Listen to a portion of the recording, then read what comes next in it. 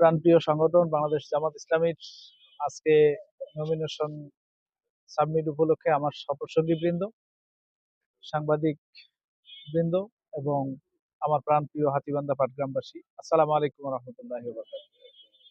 আমরা আল্লাহ তাআলা শুকরিয়া আদায় করছি যে মহান রাব্বুল আলামিন স্বাধীনতার এই মাসে ৭১-এর জাতির শ্রেষ্ঠ সন্তানদের রক্তের বিনিময়ে যে পতাকা আমরা পেয়েছি, সেই লাল সবুজ পতাকায় একটি স্বাধীন, একটি নিরপেক্ষ নির্বাচনের জন্য আল্লাহ তাআলা আজকে আমাদেরকে মনোনয়ন সাবমিট করার সুযোগ করে দিলেন।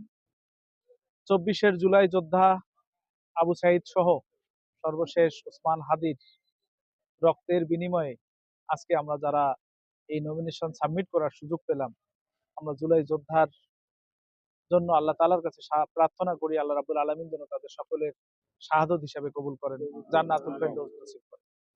সম্মানিত উপস্থিতি, আমরা হাতীবান্ধা পাটগ্রামের এই অবহেলিত জনপদকে আগামী ১২ তারিখ নির্বাচনের মাধ্যমে আমরা আশা করছি হাতীবান্ধা পাটগ্রামের মানুষের পছন্দের প্রতীক, পছন্দের দল বাংলাদেশ জামাত ইসলামী তথা দাঁড়িপাল্লাকে আগামী ১২ তারিখ বিজয়ের মাধ্যমে আমার এই অবহেলিত এলাকার উন্নয়নের জন্য আমাদেরকে কাজ করার সুযোগ দিবে বলে আমরা বিশ্বাস করি। আমরা সকল দল, সকল রাজনৈতিক ব্যক্তিবর্গ, ইলেকট্রনিক প্রিন্টিং মিডিয়ার সকল দায়িত্বশীল সাংবাদিক বৃন্দর কাছে এবং আমার প্রাণপ্রিয় হাতীবান্ধা পাটগ্রামবাসীর কাছে আমার উদাত্ত আহ্বান, আমাদের অনেক প্রতীক্ষিত এই জাতীয় ত্রয়োদশ নির্বাচন, সেই নির্বাচনটাকে আমরা সুষ্ঠু করার জন্য বাংলাদেশ জামাত ইসলামের পক্ষ থেকে আমরা আপনাদেরকে আশ্বস্ত করতে চাই যে নির্বাচনী আচরণবিধি শতভাগ মেনে আমরা একটি শান্তিপূর্ণ নির্বাচন উপহার দেওয়ার জন্য আমার জামাত ইসলামীর নেতাকর্মীরা সদা প্রস্তুত আছে ইনশাআল্লাহ। আমরা আমাদের প্রতিপক্ষ দল এবং প্রতিপক্ষ যারা এই আগামী নির্বাচনে আমরা প্রতিদ্বন্দ্বিতা করব, আমি সকল প্রতিদ্বন্দ্বী প্রার্থীকে অনুরোধ করব যে আমরা সকলে মিলে আমাদের আসন্ন নির্বাচনে আমরা যেন শান্তিপূর্ণ পরিবেশ বজায় রাখার ক্ষেত্রে আমরা সকলে ভূমিকা রাখি। আপনারা আমার জন্য দোয়া করবেন, আমি যেন হাতীবান্ধা পাটগ্রামের অবহেলিত মানুষের পাশে থেকে দুর্নীতিমুক্ত, সন্ত্রাস মুক্ত, চাঁদাবাজ মুক্ত, জুলুম মুক্ত একটি ঐক্যের হাতীবান্ধা পাটগ্রাম আমরা আপনাদেরকে উপহার দিতে পারি। আসুন ঐক্যবদ্ধভাবে অবহেলিত এই জনপদকে আগামীর বাংলাদেশের মানচিত্রে একটি দুর্নীতিমুক্ত আসন হাতীবান্ধা পাটগ্রাম, একটি চাঁদাবাজ মুক্ত আসন হাতীবান্ধা পাটগ্রাম, একটি দখলবাজ মুক্ত আসন হাতীবান্ধা পাটগ্রাম, একটি মাদক মুক্ত আসন হাতীবান্ধা পাটগ্রাম, একটি সম্প্রীতির আসন হাতীবান্ধা পাটগ্রাম, একটি ঐক্যের আসন হাতীবান্ধা পাটগ্রাম।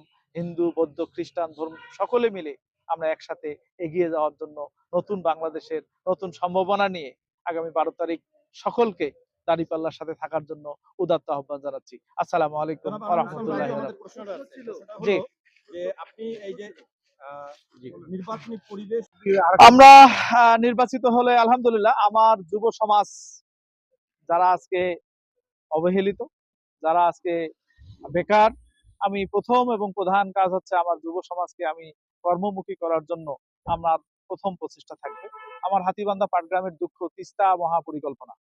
আমরা জামাত ইসলামী আমরা আপনাদেরকে আশ্বস্ত করতে চাই যে ইনশাআল্লাহ আগামীতে রাষ্ট্র ক্ষমতায় জামাত ইসলামী আসলে হাতীবান্ধা পাটগ্রামের তিস্তা মহাপরিকল্পনা বাস্তবায়নের মাধ্যমেই আমাদের উন্নয়নের হাতেখড়ি হবে বলে আমরা বিশ্বাস করি ইনশাআল্লাহ।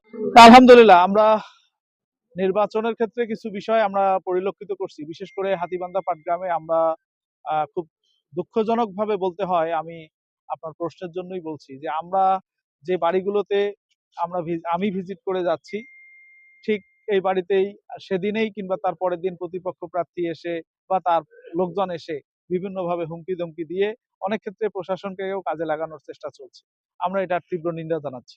আর আমরা হাতীবান্ধা পাটগ্রাম শান্তিপূর্ণ এলাকার মানুষ, আমি মনে করি যে নিরাপত্তার বিষয়ে সবকিছু তো আল্লাহ তাআলার কাছ থেকে, আমরা এখন পর্যন্ত নিরাপত্তার কোনো সংখ্যা দেখছি না।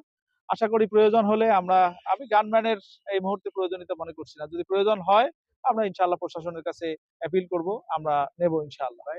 আচ্ছা, আপনি নির্বাচিত হলে হাতিন্দা পাটগ্রামে কোন আমি তো বললামই যে আমরা প্রতিপক্ষের মাধ্যমে আমরা আমাদের গ্রামে গঞ্জে আমরা যেখানে নির্বাচনী প্রচারণা চালাচ্ছি, ঠিক সে জায়গাগুলোতে পরক্ষণেই আমাদের প্রতিপক্ষর প্রার্থী কিংবা প্রতিপক্ষের পক্ষ থেকে কেউ যে সেই বাড়িগুলোতে আমাদেরকে হুমকি ধুমকি দিয়ে আসতেছে। তো আমরা প্রশাসনের কাছে এটা মৌখিকভাবে আমরা নোটিফাই করছি।